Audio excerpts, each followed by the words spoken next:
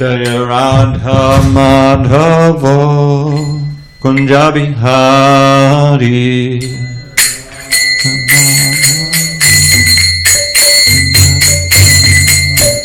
Jaya Radha Madhava Kunja Bihari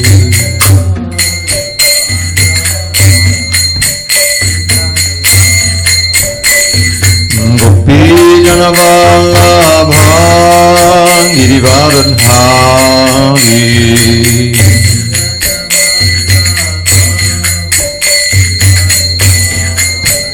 Jaya Gopi Janavallabha Girivardhari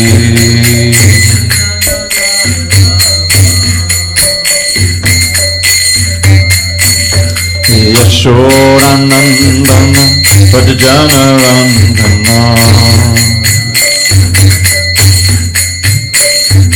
Yashodanandana Prajanarandana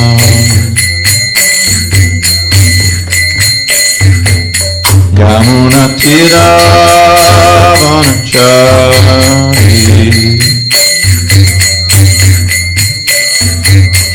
Yamuna Tiravanachari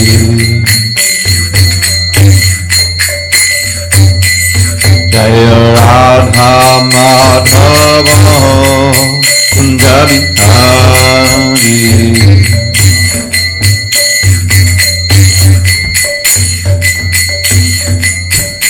Jaya Radha Madhava Kunja Bihari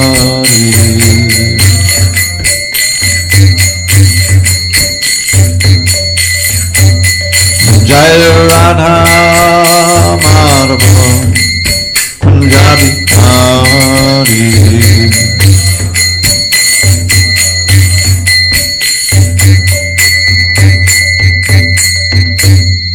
Jai Mitpad Paramahansa Parudikacharya Ashtotra Shri Srimad Divine Grace Srila A.C. Bhaktivedanta Swami Prabhupada Ki Jai ISKCON BBT Founder Acharya Srila Prabhupada Ki Jai Jai Om Vishnupad Paramahansa Parudikacharya Ashtotra Shri Srimad Divine Grace Srila Bhakti Siddhanta Saraswati Thakur Ki Jai Ananta Koti Vaishnavini Ki Jai Namacharya Srila Haridas Thakur Ki Jai Srimad Bhagavad Gita Ki Jai Samveda Bhaktivinoda Ki Jai. All glory to the Assam devotees. All glory to the Assam devotees. All glory to the Assam devotees. All glory to Shri Guru and Gauranga.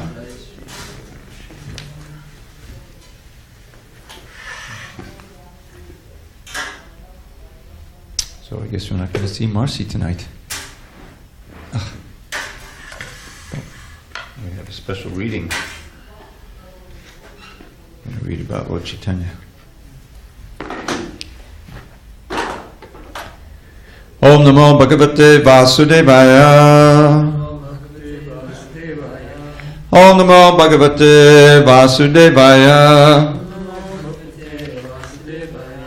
Om Namo Bhagavate Vasudevaya.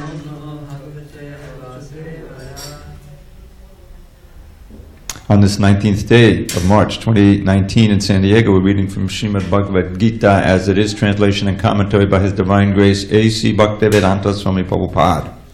We are in chapter 4 entitled Transcendental Knowledge. We're on text 4, page 185.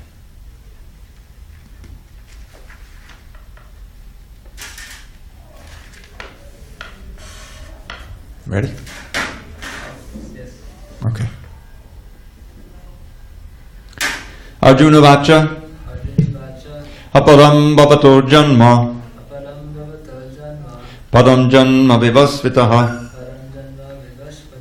Katameta Bhajaniyam Tvamadao Proktavanati. Arjuna Vacha Aparam Bhavato Janma Padam Janma Vivasvitaha Katameta Bhajaniyam Tvamadao Proktavanati. Arjuna Vacha Aparam Bhavato Janma padam janma vivasvitaha katametan vijhaniyam Tvamadao proktavaniti. Arjuna vacha apadam bhavato janma param janma vivasvitaha katametan vijhaniyam Tvamadao proktavaniti. Word by words. Arjuna Uvacha, Arjuna said, Aparam Junior, Bhavataha, your Janma, birth, Param, superior, Janma, birth, Vivasvataha, of the sun god.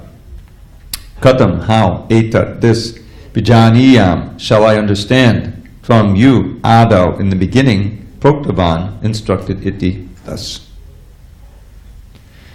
Translation. Arjuna said, the sun god Vivasvan is senior by birth to you.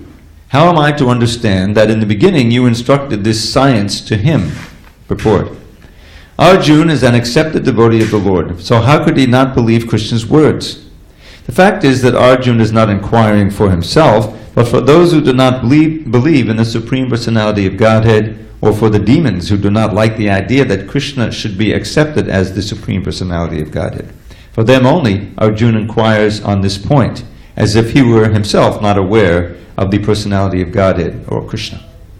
As it will be evident from the 10th chapter, Arjuna knew perfectly well that Krishna is the Supreme Personality of Godhead, the fountainhead of everything, and the last word in transcendence.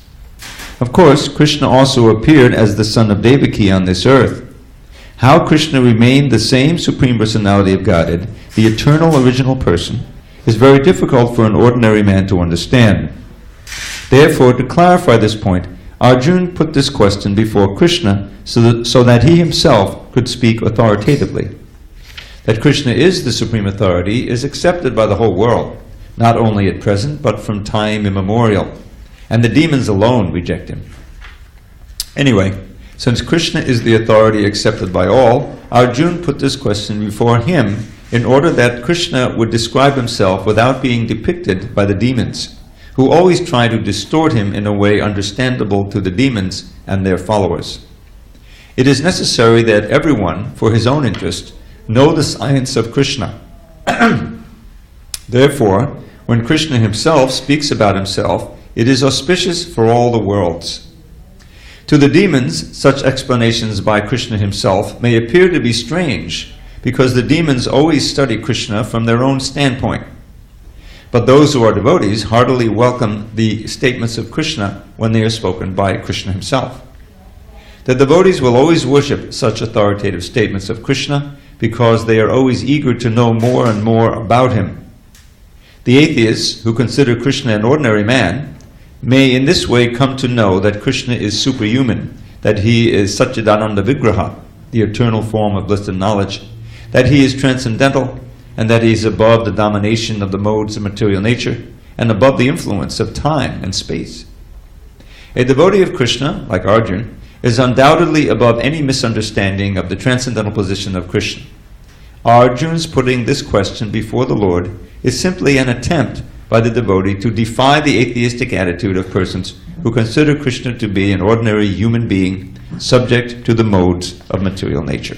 Om Jnana Timirandasya Jnananjana Shalakaya Chakshu Unmidatam Mena Tasmai Shri Gurave Namaha. I was born in the darkness of ignorance, but my spiritual master Srila Prabhupada opened my eyes with the torchlight of knowledge. I offer my humble obeisances unto him and all members of Sri Parampara. So, this is the 4th verse, and Krishna has introduced the history of the Bhagavad Gita in the first 3 verses of the chapter. He explained that he originally, at least not originally, but most recently, he instructed this imperishable science of yoga to the sun god Vivasvan. And Vivasvan instructed it to Manu, the Vaivasvata Manu, father of mankind, and Manu in turn instructed it to Ikshvaku. So Ikshvaku is a human being. It's come down in human society this way through the disciplic succession, parampara.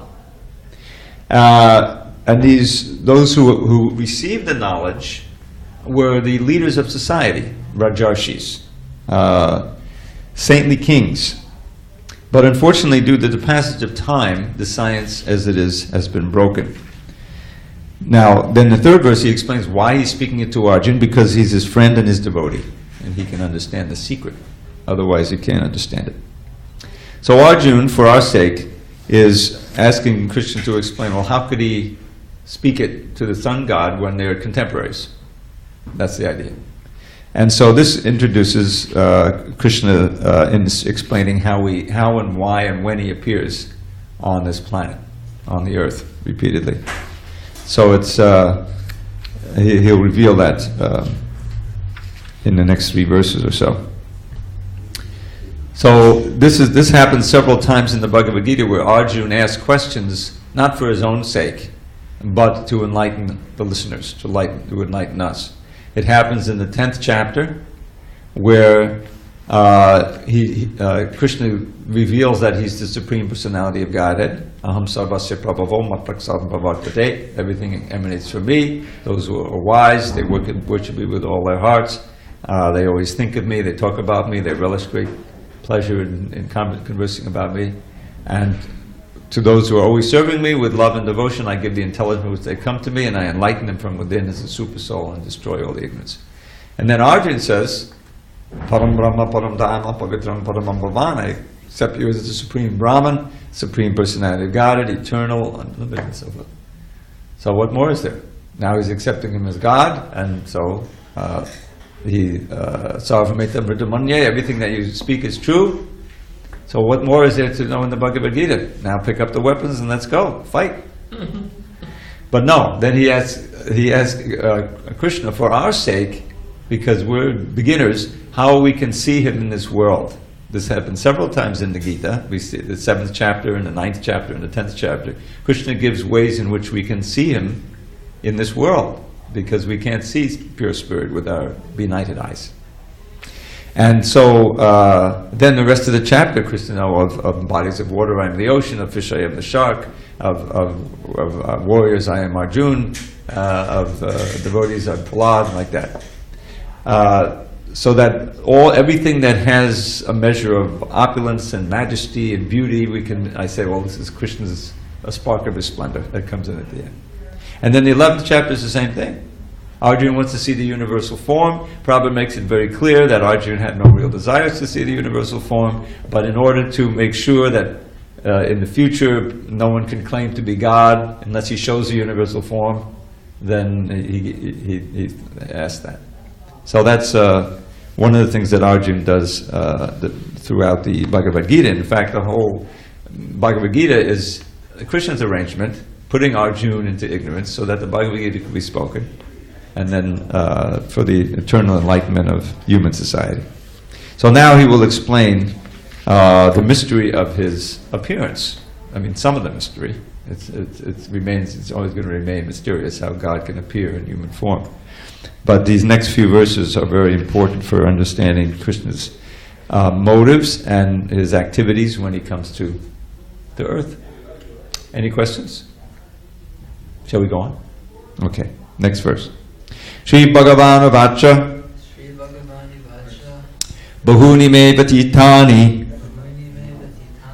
Janmani tavacharjana Tanyaham Veda Sarvani Natvang Vetha Parantapa. The personality of God had said, many, many births both you and I have passed. I can remember all of them, but you cannot, O subduer of the enemy. Purport. In the Brahma Samhita 533, we have information of many, many incarnations of the Lord. It is stated there, and maybe you can chant responsively.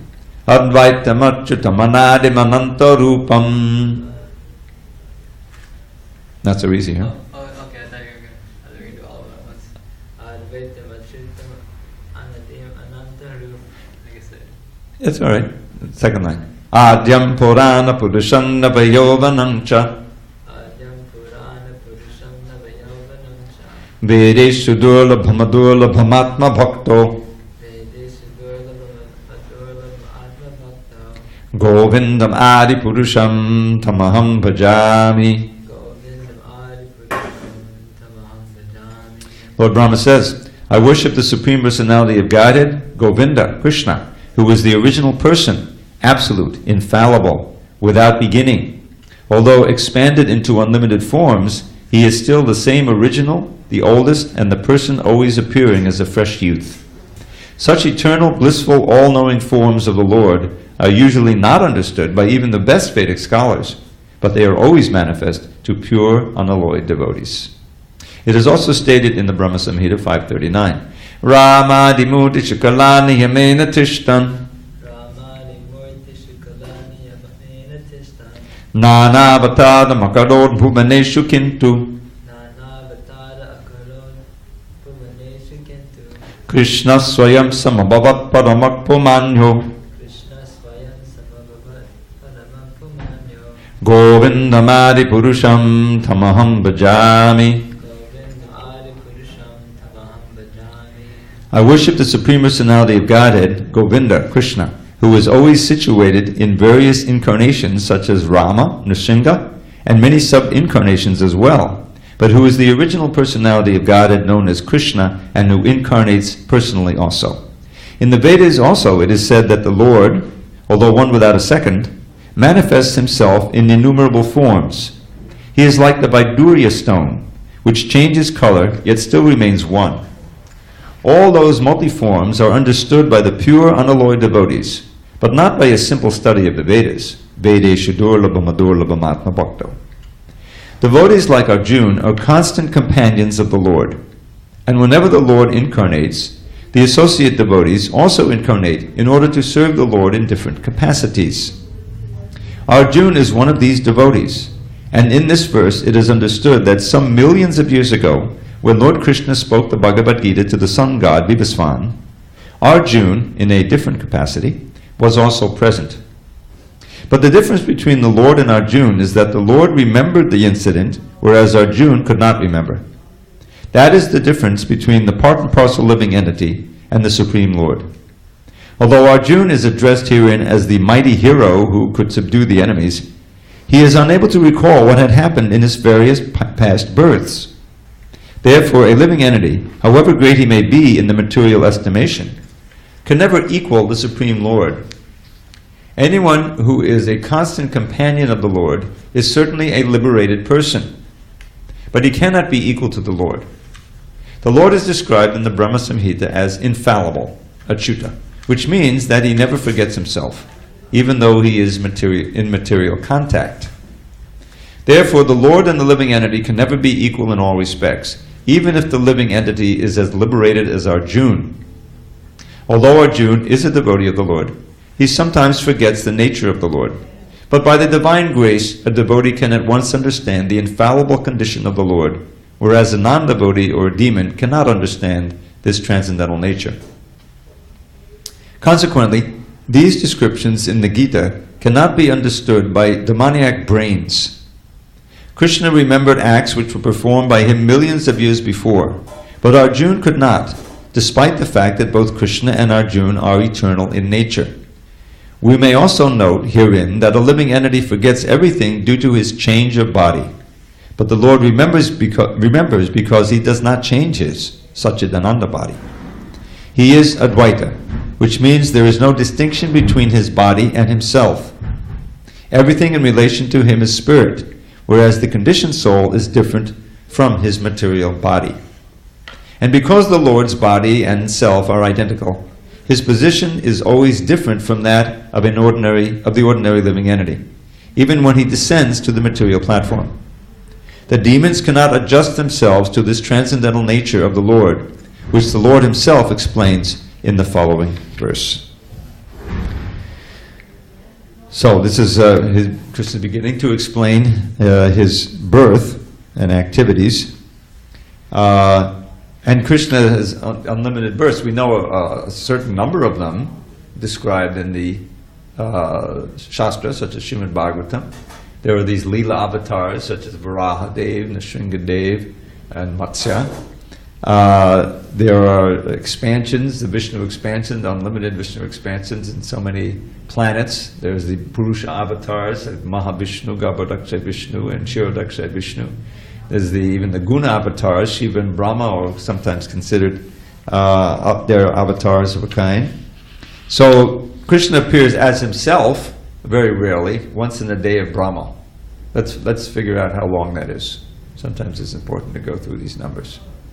So Brahma's 12 hours. Now this is something, if you read the books, that you have to remember. When Prabhupada talks about Brahma's day being 4,320,000,000 years, that day is 12 hours. It's not 24 hours.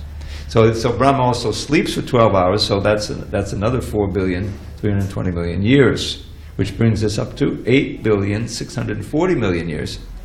And that's one day of Brahma, 24 hours. You can imagine, scale. And he lives 100 years of those days. So that's how long it takes for Krishna to come back again as Krishna, the original form, to a planet Earth, a similar planet Earth, in the next day of Brahma. The whole thing, up to Brahma Loka, there's an annihilation. Everyone Brahma sleeps, and then when he wakes up again, he creates everything. So it's so rare. It's only 5,000 years. I mean, how many? What is the fraction of 5,000 over 8,640,000,000? Not very much, right? So we're very fortunate that Krishna practically is contemporary with us. Now, of course, he appears in different universes, one after another. So he's always present in the material world as long as the material world is manifest. Eventually, the whole material world is inhaled back into Mahavishnu, and then there's dormancy. But the point is that Krishna appears in many capacities as himself, and also in other forms. And he always has, especially as when he comes in his original form of Shyamasundar, he has his companions with him, and one of them is Arjuna. But because Arjuna is a living entity, although a very exalted one, he can't remember the different births, just as we can't remember. I don't remember anything about my previous birth. I don't know about you, And because he changed the body, the whole body is changed, the brain is gone that you had, everything. So that's the difference. Tanyaham Vedasavani Natvam Veta Parantapa. So that's why he could speak this Bhagavad Gita to the sun god millions and millions and millions of years ago, and remember everything. So that's the answer to that. And the next verse, we'll read one more, and then I want to read a special selection from this teachings of Lord Chaitanya. Text 6. Ajopi san avvyayatma Bhutanam Ishwaropi san Prakatim Svamadishtaya Sambhavam Yatma Mayaya. Although I am unborn and my transcendental body never deteriorates, and although I am the Lord of all living entities, by my internal energy I still appear in every millennium in my original transcendental form. Purport. The Lord has spoken about the peculiarity of his birth. Although he may appear like an ordinary person, he remembers everything of his many, many past births, whereas a common man cannot remember what he has done even a few hours before. If someone is asked what he did exactly at the same time one day earlier, it would be very difficult for a common man to answer immediately. He would surely have to dredge his memory to recall what he was doing exactly at the same time one day before. And yet, men often dare claim to be God or Krishna. One should not be misled by such meaningless claims. Then again, the Lord explains his prakriti, or his form. Prakriti means nature as well as sarup, or one's own form. The Lord says that he appears in his own body. He does not change his body as the common living entity changes from one body to another. The conditioned soul may have one kind of body in the present birth, but he has a different body in the next birth. In the material world, the living entity has no fixed body, but transmigrates from one body to another. The Lord, however, does not do so. Whenever he appears, he does so in the same original body by his internal potency. In other words, Krishna appears in this material world in his original eternal form with two hands holding a flute. He appears exactly in his eternal body, uncontaminated by this material world.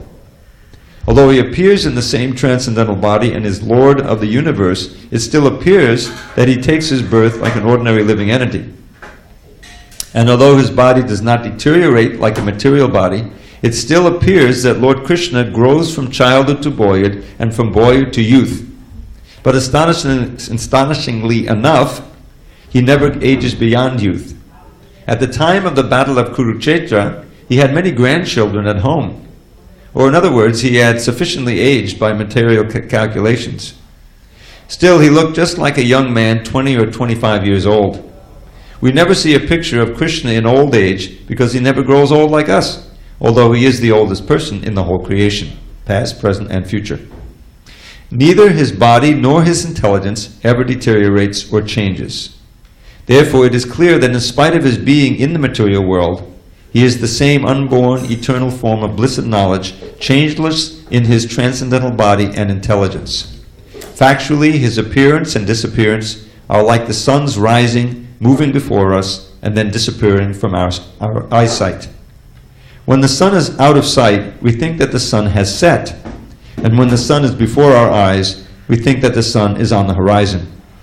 Actually, the sun is always in its fixed position, but owing to our defective, insufficient senses, we calculate the appearance and disappearance of the sun in the sky. And because Lord Krishna's appearance and disappearance are completely different from that of any ordinary common living entity, it is evident that he is eternal, blissful knowledge by his internal potency, and he is never contaminated by material nature. The Vedas also confirm that the Supreme Personality of Godhead is unborn, yet he still appears to take his birth in multi-manifestations. The Vedic supplementary literatures also confirm that even though the Lord appears to be taking his birth, he is still without change of body. In the Bhagavatam, he appears before his mother as Narayan, with 4 hands and the decorations of these 6 kinds of full opulences. His appearance in his original eternal form is his causeless mercy, bestowed upon the living entities so that they can concentrate on the Supreme Lord as he is, and not on mental concoctions or imaginations, which the impersonalist wrongly thinks the Lord's forms to be. The word Maya or Atma Maya refers to the Lord's causeless mercy, according to the Vishnu Kosh dictionary. The Lord is conscious of all of his previous appearances and disappearances, but a common living entity forgets everything about his past body as soon as he gets another body. He is the Lord of all living entities because he performs wonderful and superhuman activities while he is on this earth. Therefore, the Lord is always the same absolute truth and is without differentiation between his form and self, or between his quality and body. A question may now be raised as to why the Lord appears and disappears in this world. This is explained in the next verse, which we will have to postpone until after I get back from my trip.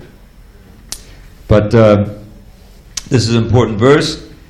Atma Maya, by my internal energy. He appears by his own will, by his own sweet will. We're forced to take birth, not Atma Maya, by the Daivanetrena, karma non Daivane, by the force of our karma, our activities, we're forced to enter a certain body, and then we have to live in that body. Whatever body we take, that forms our consciousness.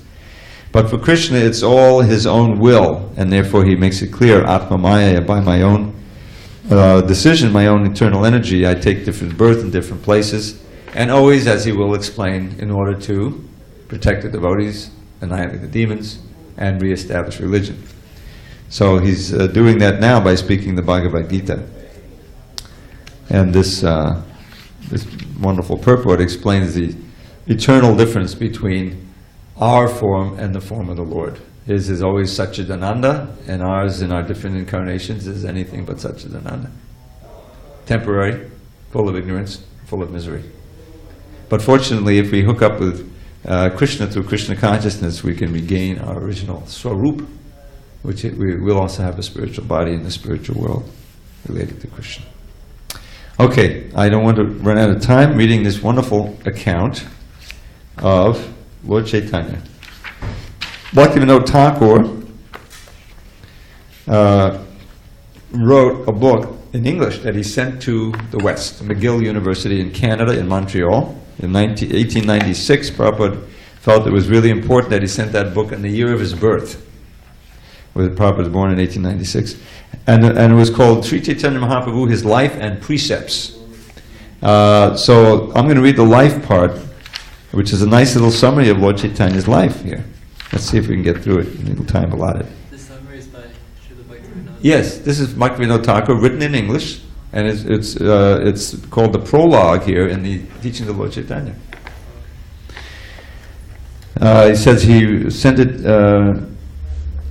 appeared in a short work, this published on August 20th, 1896. Chaitanya Mahaprabhu was born in Mayapur in the town of Nadia just after sunset on the evening of the 23rd Palgun, 1407 Shakabda, answering to the 18th of February, 1486 of the Christian era. The moon was eclipsed at the time of his birth, and the people of Nadia were then engaged, as was usual on such occasions, in bathing in the Bhagirati with loud cheers of Hari Bol. Now, you haven't been to Mayapur yet, have you? But then you have the Bhagirati and the Ganges flow together there. So it's kind of a branch of the greater Ganges. You'll see when you go. Loud cheers of Hari Bol. His father, Jagannath Mishra, a poor Brahmin of the Vedic order, and his mother, Shachi Devi, a model good woman, both descended from Brahmin stock originally residing in Silhet. Mahaprabhu was a beautiful child, and the ladies in the town came to see him, with presents. His mother's father, Pandit Nilambar Chakravarti, a renowned astrologer, foretold that the child would be a great personage in time, and he therefore gave him the name Vishwambar, maintainer of the universe. The ladies of the neighborhood styled him Gaur Hari on account of his golden complexion, and his mother called him Nimai on account of the neem tree near which he was born. Beautiful as the lad was, everyone heartily loved to see him every day. As he grew up, he became a whimsical and frolicsome lad. After his 5th year, he was admitted into the Pathashala school, where he picked up Bengali in a very short time. Most of his contemporary biographers have mentioned certain anecdotes regarding Chaitanya, which are simple records of his early miracles. It is said that when he was an infant in his mother's arms, he wept continually, and when the neighboring ladies cried, Hari Bol, he used to stop. Thus, there was a continuation of the utterance of Hari Bol in the house, foreshowing the future mission of the hero. It has also been stated that when his mother once gave him sweetmeats to eat, he ate clay instead of the food. His mother asking for the reason, he stated that as every sweetmeat was nothing but clay transformed, he could eat clay as well. His mother, who was the consort of a pandit, explained that every oracle in a special state was adapted to a special use. Earth, while in the state of a jug, could be used as a water pot, but in the state of a brick, such a use was not possible. Clay, therefore, in the form of sweetmeats, was usable as food, but not clay in its other states. The lad was convinced and admitted his stupidity in eating clay and agreed to avoid the mistake in the future. Another miraculous act has been related. It is said that a Brahmin on pilgrimage became a guest in his house, cooked his food, and read his grace with meditation on Krishna. In the meantime, the lad came and ate up the cooked rice. The Brahmin, astonished at the lad's act, cooked again at the request of Jagannath Mishra. The lad again ate up the cooked rice while the Brahmin was offering the rice to Krishna with meditation. The Brahmin was persuaded to cook a 3rd time. This time all the inmates of the house had fallen asleep, and the lad showed himself as Krishna to the traveler and blessed him. The Brahmin was then lost in ecstasy at the appearance of the object of his worship. This is a great story. It has also been stated that 2 thieves stole away the lad from his father's door with a view to purloin his jewels and gave him sweetmeats on the way. The lad exercised his illusory energy and deceived the thieves back toward his own house. The thieves, for fear of detection, left the boy there and fled. Another miraculous act has been described of the lads demanding and getting from Hiranya and Jagadish all the offerings they had collected for worshipping Krishna on the day of Ekadashi. When only 4 years of age, he sat on rejected cooking pots, which were considered unholy by his mother. He explained to his mother that there was no question of holiness and unholiness as regards earthen pots thrown away after the cooking was over. These anecdotes relate to his tender age up to the 5th year. In his 8th year, he was admitted into the school of Gangadas Pandit in Ganganagar, close to the village of Mayapur. In 2 years, he became well-read in Sanskrit grammar and rhetoric. His readings after that were of the nature of self-study in his own house, where he had found all important books belonging to his father, who was a Pandit himself. It appears that he read the Smriti in his own study, and the Nyaya also, in competition with his friends, who were then studying under the celebrated Pandit Raghunath Shiromani. After his 10th year, Chaitanya became a passable scholar in grammar, rhetoric, the Smriti, and Nyaya. It was after this that his elder brother Vishwarup left his house and accepted the ashram of a sannyasi. Chaitanya, though a very young boy, consoled his parents, saying that he would serve them with a view to please God. Just after that, his father left this world. His mother was exceedingly sorry, and Mahaprabhu, with his usual contented appearance, consoled his widowed mother. It was at the age of 14 or 15 that Mahaprabhu was married to Lakshmi Devi, the daughter of Vallabhacharya, also of Nadia. He was at this age considered one of the best scholars of Nadia, the renowned seat of Nyaya philosophy and Sanskrit learning. Not to speak of the Smarta Pandits, the Nyayakas were all afraid of confronting him in literary discussions. Being a married man, he went to eastern Bengal on the banks of the Padma to acquire wealth. There he displayed his learning and obtained a good sum of money. It was at this time that he preached Vaishnavism at intervals. After teaching him the principles of Vaishnavism, he ordered Tapan Mishra to go to and live in Benares. During his residence in eastern Bengal, his wife Lakshmi Devi left this world from the effects of snakebite. Upon returning home, he found his mother in a mourning state. He consoled her with the lecture on the uncertainty of human affairs. It was at his mother's request that he married Vishnupriya, the daughter of Raj Pandit Sanatan Mishra. His comrades joined him on his return from Pravas, or sojourn. He was now so renowned that he was considered to be the best Pandit in Nadia. Keshava Mishra of Kashmir, who called himself the Great Digvijay, world conqueror, came to Nadia with a view to debate the Pandits of that place. Afraid of the so-called conquering Pandit, the toll professors of Nadia left their town on the pretense of invitation. Keshava met Mahaprabhu at the Barokona Ghat in Mayapur, and after a very short discussion with him, he got defeated by the boy, and mortification obliged him to decamp. Nimai Pandit was now the most important Pandit of his times. It was at the age of 16 or 17 that he traveled to Gaya with a host of his students, and there took his spiritual initiation from Ishwara Puri, a Vaishnav sannyasi and a disciple of the renowned Madhavendra Puri.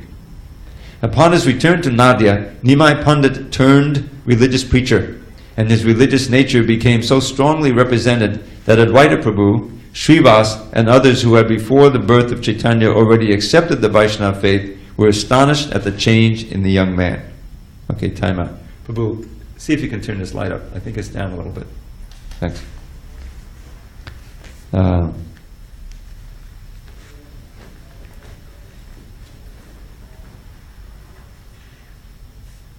Okay.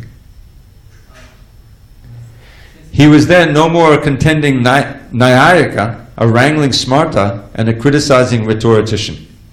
He swooned at the name of Krishna, and he behaved as an inspired man under the influence of his religious sentiment. It has been described by Murari Gupta, an eyewitness, that he showed his heavenly powers in the house of Srivas Pandit in the presence of hundreds of his followers, who were mostly well-read scholars. It was at this time that he opened a nocturnal school of kirtan in the compound of Srivas Pandit with his sincere followers.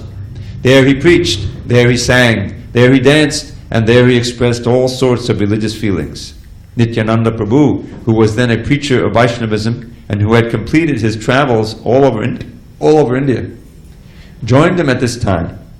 In fact, a host of Pandit preachers of Vaishnavism, all sincere at heart, came and joined him from different parts of Bengal. Nadia now became the regular seat of a host of Vaishnavacharyas whose mission it was to spiritualize mankind with the highest influence of the Vaishnava creed. The first mandate that Chaitanya issued to Prabhu Nityananda and Haridas was this: "Go, friends, go through the streets of the town, meet every man at his door, and ask him to sing the name of Hari and lead a holy life, and then come and report to me every evening the result of your preaching." Thus ordered, the two preachers went out and met Jagai and Madhai, the two most abominable characters in Nadia. These two insulted the preachers on hearing Mahaprabhu's mandate, but were soon converted by the influence of bhakti inculcated by their Lord. The people of Nadia were now surprised.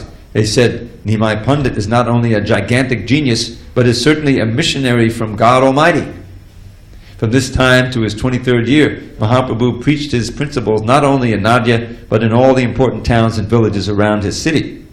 In the houses of his followers, he showed miracles, taught the esoteric principles of bhakti, and sang his sankirtan with other bhaktas. His followers in the town of Nadia commenced to sing the holy name of Hari in the streets and bazaars. This created a sensation and roused different feelings in different quarters. The bhaktas were highly pleased. The Smarta Brahmins became jealous of Nimai Pandit's success and complained to Chand Kazi against the character of Chaitanya, claiming it was un-Hindu. The Kazi came to Srivas Pandit's house and broke a mridanga there and declared that unless Nimai Pandit ceased to make noise about his queer religion, he would be obliged to enforce Mohammedanism on him and his followers. This was brought to Mahaprabhu's notice. He ordered the townspeople to appear in the evening, each with a torch in his hand. This they did, and Nimai marched out with his sankirtan divided into 14 groups. On his arrival in the Kazi's house, he held a long conversation with the Kazi, and in the end communicated into his heart his Vaishnava influence by touching his body. The Kazi then wept and admitted that he had felt a keen spiritual influence which had cleared up his doubts and produced in him a religious sentiment which gave him the highest ecstasy. The Kazi then joined the Sankirtan party. The world was astonished at the spiritual power of the great Lord, and hundreds of heretics converted and joined the banner of Vishvambar after this affair. It was after this that some of the jealous and low-minded Brahmins of the Kulia picked a quarrel with Mahaprabhu and collected a party to oppose him. Nimai Pandit was naturally a soft-hearted person, though strong in his principles. He declared that party feeling and sectarianism were the two great enemies of progress, and he saw that as long as he should continue to be an inhabitant of Nadia belonging to a certain family, his mission would not meet with complete success. He then resolved to be a citizen of the world by cutting off his connection with his particular family, caste and creed, and with this resolution he embraced the position of a sannyasi at Katwa under the guidance of Keshava Bharati of that town in the 24th year of his life. His mother and wife wept bitterly for his separation, but our hero, though soft in heart, was strong in his principles. He left his little world in his house for the unlimited spiritual world of Krishna with man in general. After Mahaprabhu took sannyas, he was induced to visit the house of Dravida Prabhu in Shantipur. Dravida managed to invite all Mahaprabhu's friends and admirers from Nadia and brought Sachi Devi to see her son. Both pleasure and pain invaded her heart when she saw her son in the attire of a sannyasi. As a sannyasi, Krishna Chaitanya put on nothing but a kopin and bahivas outer covering. His head was without hair, and his hands bore a danda and a kamandalu, water pot. The holy son fell at the feet of his beloved mother and said, "Mother, this body is yours, and I must obey your orders. Permit me to go to Vrindavan for my spiritual attainment." The mother, in consultation with Advaita and others, asked her son to reside in Puri, Jagannath Puri, so that she might obtain news of him now and then. Mahaprabhu agreed to that proposal, and in a few days left Shantipur for Orissa. His biographers have described the journey of Krishna Chaitanya, that was the name he got for his sannyas, from Shantipur to Puri in great detail. He traveled along the side of the Bhagirati as far as Chandrabhoga, situated now in Tan Mathurapur, Diamond Harbor, 24 Parganas. There he took a boat and went as far as Prayag Ghat in the Midnapur district. Thence he walked through Balasore and Cuttack to Puri, seeing the temple of Bhubaneswar on his way. Upon his arrival at Puri, he saw Jagannath in the temple and resided with Sarvabhauma at the request of the latter. Sarvabhauma was a gigantic Pandit of the day. His readings knew no bounds. He was the best Nyayika of the times and was known as the most erudite scholar in the Vedanta philosophy of the school of Shankaracharya. He was born in Nadia, Vijayanagara, and taught innumerable pupils in the Nyaya philosophy in his toll there.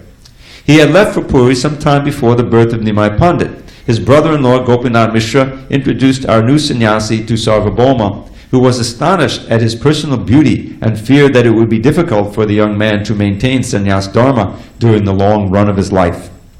Gopinath, who had known Mahaprabhu from Nadia, had a great reverence for him and declared that the sannyasi was not a common human being. On this point, Gopinath and Sarvabhauma had a hot discussion. Sarvabhauma then requested Mahaprabhu to hear his recitation of Vedanta Sutras, to which the latter tacitly submitted. Chaitanya heard with silence what the great Sarvabhauma uttered with gravity for 7 days, at the end of which the latter said, "Krishna Chaitanya, I think you do not understand the Vedanta, as you do not say anything after hearing my recitation and explanations." The reply of Chaitanya was that he understood the sutras very well, but could not make out what Shankaracharya meant by his commentaries. Astonished at this, Sarvabhauma said, "How is it that you understand the meanings of the sutras, but do not understand the commentaries which explain the sutras?" "All well. If you understand the sutras, please let me have your interpretations." Mahaprabhu thereupon explained all the sutras in his own way without touching the pantheistic commentary of Shankara. The keen understanding of Sarvabhauma saw the truth, beauty, and harmony of the arguments in the explanations given by Chaitanya, and obliged him to utter that it was the first time he had found one who could explain the Brahma Sutras in such a simple manner. He also admitted that the commentaries of Shankara never gave such natural explanations of the Vedanta Sutras as those he had obtained from Mahaprabhu. Sarvabhauma then submitted himself as an advocate and follower. In a few days he turned out to be one of the best Vaishnavas of the time.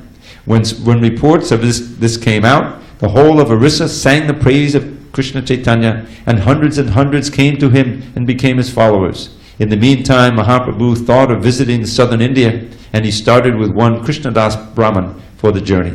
His biographers have given us details of the journey. He first went to Kurmakshetra, where he did a miracle by curing a leper named Vasudev. He met Ramananda Roy, the governor of Vidyanagar, on the banks of the Godavari, and had a philosophical conversation with him on the subject of prema bhakti. He worked another miracle by touching, making them immediately disappear, the 7 tal trees from behind which Ramchandra, the son of Dasharath, had shot his arrow and killed the great Vali Raj. Mahaprabhu preached Vaishnavism and Nam Sankirtan throughout his journey. At Rangachetra, he stayed for 4 months in the house of one Venkata Bhatt in order to spend the rainy season.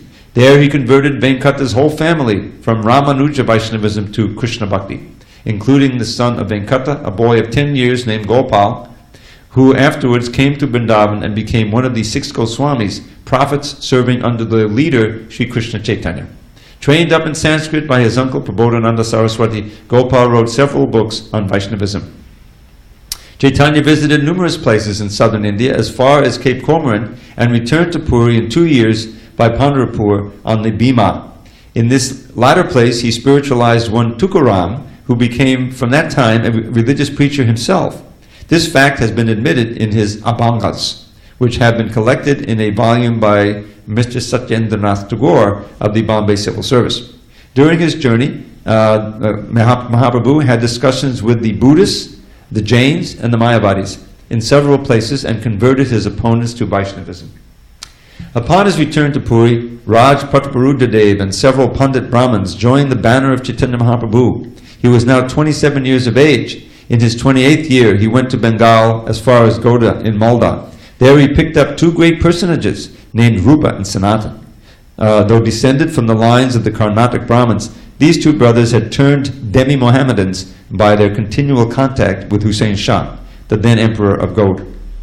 Their names had been changed by the emperor into Dabir Khas and Sakura Malik, and their master loved them heartily as they were both learned in Persian, Arabic, and Sanskrit, and were loyal servants of the state. The 2 gentlemen had found no way to come back as regular Hindus and had written to Mahaprabhu while he was at Puri for spiritual help. Mahaprabhu had written in reply that he would come to them and extricate them out of their spiritual difficulties. Now that he had come to Goda, both the brothers appeared before him with their long-standing prayer. Mahaprabhu ordered them to go to Vrindavan and meet him there. Chaitanya returned to Puri through Shantipur, where he again met his dear mother. After a short stay at Puri, he left for Vrindavan. This time he was accompanied by one Balabhadra Bhattacharya. He visited Vrindavan and came down to Prayag, converting a large number of Mohammedans to Vaishnavism by argument from the Quran.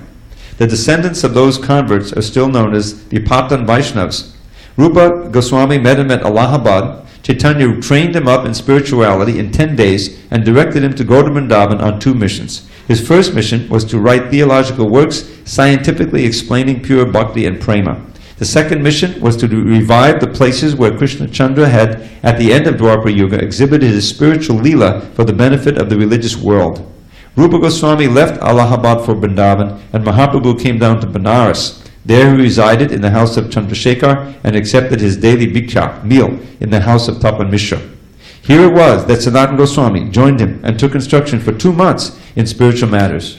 The biographers, especially Krishnadas Kaviraj, have given us details of Chaitanya's teachings to Rupa and Sanatana. Krishnadas was not a contemporary writer, but he gathered his information from the 6 Goswamis themselves, the direct disciples of Mahaprabhu. Jiva Goswami, who was a nephew of Sanatana and Rupa, and who has left us his invaluable work, the Shatsandarbhas, has philosophized on the precepts of his great leader. We have gathered and summarized the precepts of Chaitanya from the books of those great writers. While at Benares, Chaitanya had an interview with the learned sannyasis of that town in the house of the Maratha Brahmin, who had invited all the sannyasis for an entertainment. At this interview, Chaitanya showed a miracle which attracted all the sannyasis to him. Then ensued reciprocal conversations. The sannyasis were headed by their most learned leader, Prakashananda Saraswati. After a short controversy, they submitted to Mahaprabhu and admitted that they had been misled by the commentaries of Shankaracharya. It was impossible even for learned scholars to oppose Chaitanya for a long time, as there was some spell in him which touched their hearts and made them weep for their spiritual improvement.